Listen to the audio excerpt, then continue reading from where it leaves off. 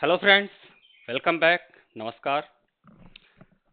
हो सकता है जब आप इस वीडियो को देख रहे हो तब तक आपको पता चल रहा हो कि ईरान ने फेसबुक, गूगल जैसी आईटी सॉफ्टवेयर कंपनीज जिनके हेडक्वार्टर्स यूएई में है, दुबई में है, उन पर मिसाइल अटैक कर दिया है। जी हाँ, फटाफट करंट अफेयर्स को डील करते हैं इस वीडियो में भी, क्योंकि इम्पॉर्टेंट है। आगे आने वाले टाइम में चाहे आप यूपीएससी या किसी भी एग्जाम में जाते हो तो कुछ चीज़ें आपके बहुत काम की है। अभी मैं बहुत डेटा नहीं दे रहा हूँ, क्योंकि डेटा का आना अभी बाकी है और मैं बिना रिसर्च किए और जब तक प्रॉपर एनालिटिक्स किसी डेटा का ना कर लूँ, एक रिसर्चर होने के नाते मैं किसी डेटा को नहीं शेयर कर रहा हूँ। चलिए, आज के इम्पॉर्टेंट पॉइंट्स क्या है इसको डील कर लेते हैं। क्या ईरान गूगल, फेसबुक जैसे कंपनीज के हेडक्वार्टर्स पर अटैक कर सकता है? सेकंड पॉइंट हम डील कर लेते हैं। अमेरिका युद्ध से पीछे क्यों हटा? तीसरा बहुत ही इम्पॉर्टेंट पॉइंट डील कर लेते हैं, नाटो और यूएस में क्या चल रहा है। और चौथा इम्पॉर्टेंट पॉइंट अगेन डील करेंगे, चाइना और रसिया क्या कर रहा है। और पांचवा इम्पॉर्टेंट पॉइंट, सैटरडे को मैं एक डिटेल्ड वीडियो आपके लिए लेकर के आ रहा हूं, जिसमें मैं बताऊंगा कि आप अपने करियर का सही चुनाव कैसे करें। चलिए दोस्तों, फटाफट शुरू करते हैं। ईरान की फौज ने बहुत ही क्लियर कर दिया है कि देखो, 1 किलोमीटर का डिस्टेंस बना करके रखो। मतलब जितने भी इम्प्लाइज हैं या अगल बगल के सिविलियंस हैं, उनको ईरान ने कहा है कि 1 किलोमीटर का डिस्टेंस बना लो।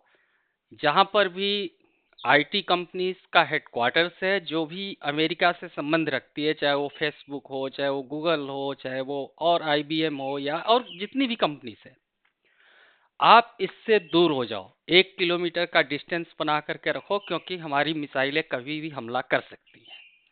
वो अमेरिका को ज्यादा से ज्यादा नुकसान पहुंचाना चाहता है। ईरान युद्ध से पीछे नहीं हट रहा है, बल्कि युद्ध को और बढ़ाना चाहता है।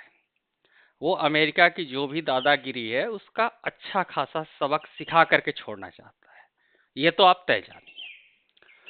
दूसरे इम्पॉर्टेंट पॉइंट को हम समझने की कोशिश करते हैं कि जो अमेरिका ने कल बंकर ब्लस्टर बम 2000 पाउंड, याद रखिएगा, 2000 पाउंड का जो साउथ ईरान का एरिया है, जिधर उसका न्यूक्लियर फैसिलिटी है, ऐसा कहा जाता है, अभी फैक्ट्स नहीं है सामने, या उसका जो ड्रोन रखे गए हैं वो पहाड़ियों के नीचे सुरंग बना करके रखता है।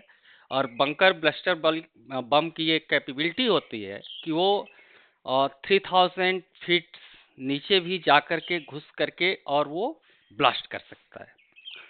तो अमेरिका ने कल 2000 पाउंड्स का बम गिराया और ये बोला कि उनका काम पूरा हो गया। उनको लगता है कि जो इनरिच यूरेनियम था उसको उन्होंने ख़त्म कर दिया, जो ड्रोन्स थे उन सबको उसने ख़त्म कर दिया। ऐसा नहीं है। ईरान ने अपने जितने भी ईरान की ड्रोन्स हैं, ईरान की जितनी भी मिसाइल्स हैं, उनको किसी एक जगह पर नहीं रखा हुआ है। और ईरान का भूभाग बहुत बड़ा है, तो एक जगह किसी भी बंकर ब्लस्टर बम गिराने से ईरान की मिसाइल कैपेबिलिटी खत्म हो गई। ये अमेरिका की सबसे बड़ी भूल है।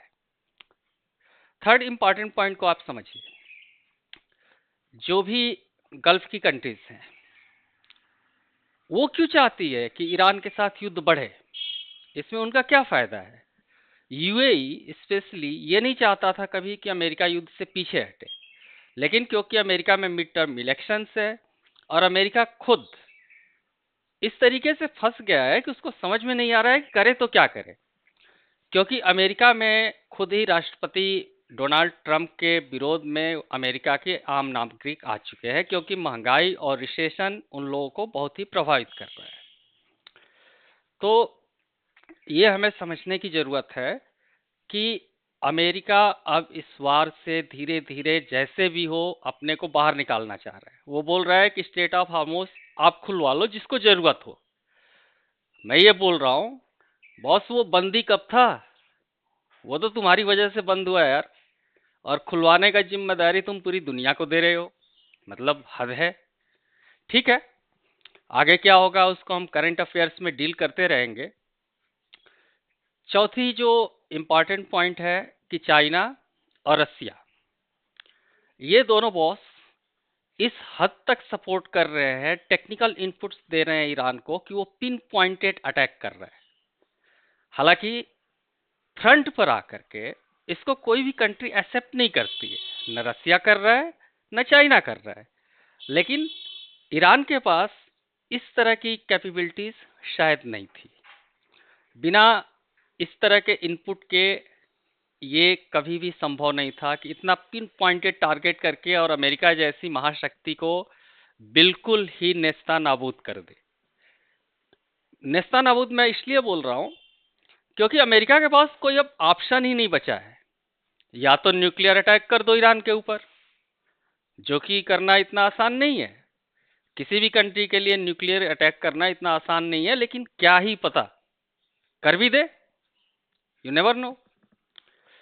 दूसरी चीज है कि जो भी इनपुट्स चाइना और रसिया दे रहा है उसके अकॉर्डिंग ईरान इसराइल को भी मार रहा है और गल्फ कंट्रीज को भी मार रहा है।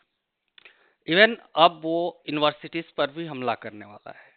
जो भी अमेरिका से रिलेटेड यूनिवर्सिटीज है गल्फ कंट्रीज में है। तो ईरान अपने हमलावर रुख को लगातार कायम रखेगा। और मैं आपसे एक अपील करता हूं कि अगर आप मुझे देख रहे हैं तो प्रॉपर देखा कीजिए और लाइक कीजिए, सब्सक्राइब कीजिए, कमेंट में आपके जो भी क्वेश्चंस हैं उनको पूछिए। इन सब का करंट अफेयर्स के तौर पर एक डॉक्यूमेंट्री मैं बना करके जब सारे डेटा आ जाएंगे हम लोगों के पास, प्रॉपर एनालिटिक्स होगी जिसमें कि कोई भी गलती ना हो, तब मैं आप लोगों के लिए उसको अवेलेबल करा दूंगा, जिससे कि आप जो भी जिस फील्ड में भी करंट अफेयर्स के बारे में जानना चाहते हैं या समझना चाहते हैं तो उससे उसमें आपको फ़ायदा मिले। चलिए मिलते हैं फिर किसी नए वीडियो में। तब तक के लिए थैंक यू सो मच। अपना बहुत बहुत ख्याल रखिए। Thank you.